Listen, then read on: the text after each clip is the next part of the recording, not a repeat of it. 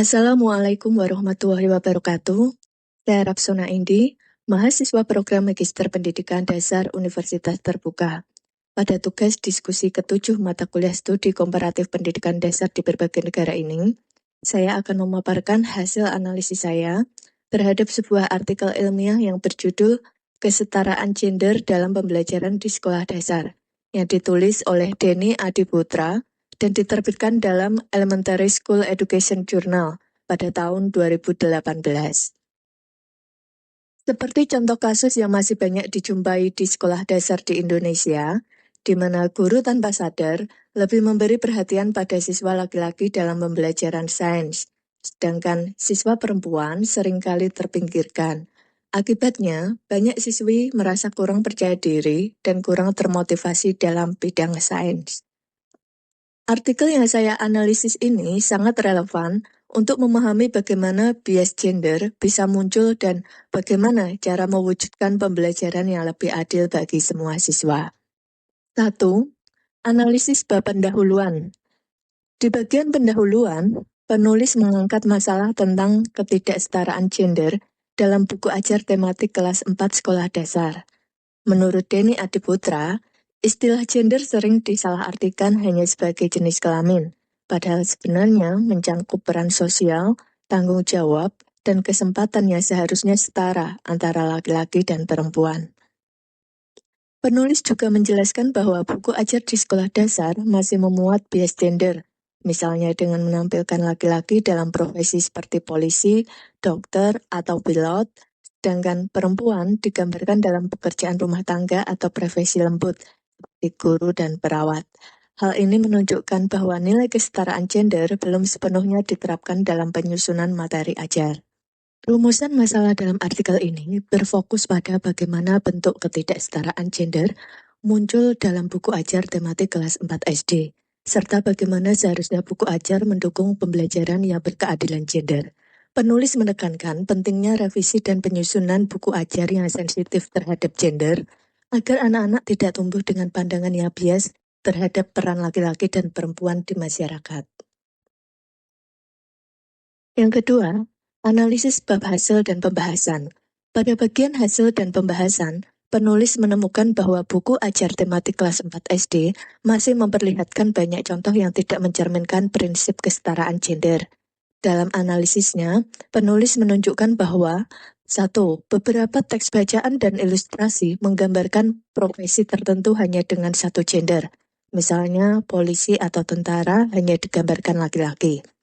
2. Peran perempuan lebih sering muncul sebagai ibu rumah tangga atau pengasuh anak. 3.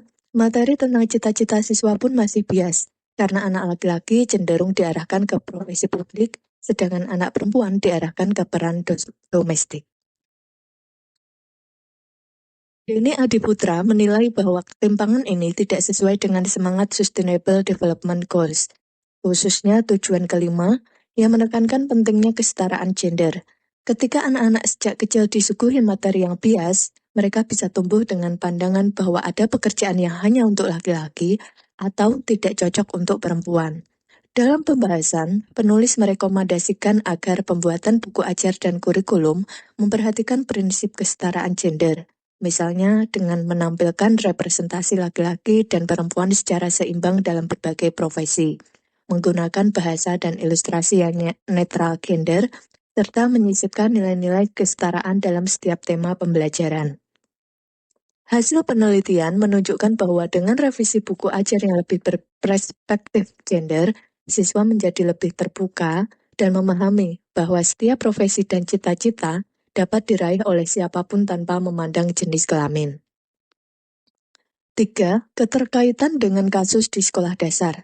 Kasus yang dipaparkan di awal, di mana guru lebih banyak memberi perhatian pada siswa laki-laki dalam pembelajaran sains, sangat sejalan dengan temuan Denny Adiputra dalam artikel ini, hanya saja berbeda dari sisi sumber penyebabnya.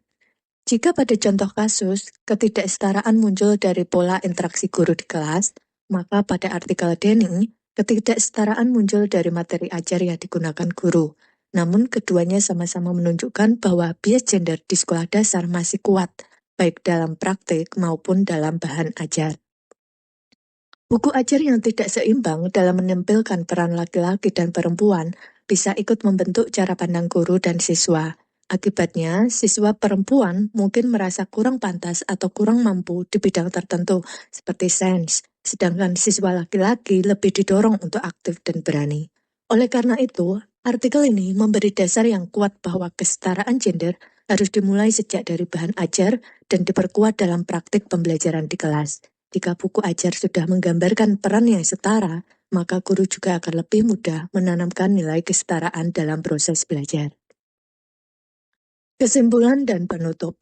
Artikel karya Denny Adiputra tahun 2018 menegaskan bahwa buku ajar di sekolah dasar masih mengandung bias gender yang dapat berdampak pada cara berpikir siswa tentang peran sosial laki-laki dan perempuan. Untuk mewujudkan pembelajaran yang berkeadilan gender, penulis merekomendasikan agar penyusunan kurikulum dan buku ajar dilakukan dengan pendekatan sensitif gender, menampilkan profesi, peran, dan aktivitas tanpa diskriminasi jenis kelamin. Artikel ini juga relevan dengan fenomena di lapangan, di mana bias gender tidak hanya muncul dalam buku ajar, tetapi juga dalam praktik pengajaran guru. Oleh sebab itu, kesetaraan gender perlu diterapkan secara menyeluruh, baik dalam materi ajar, proses pembelajaran, maupun budaya sekolah. Demikian paparan dari saya. Terima kasih. Wassalamualaikum warahmatullahi wabarakatuh.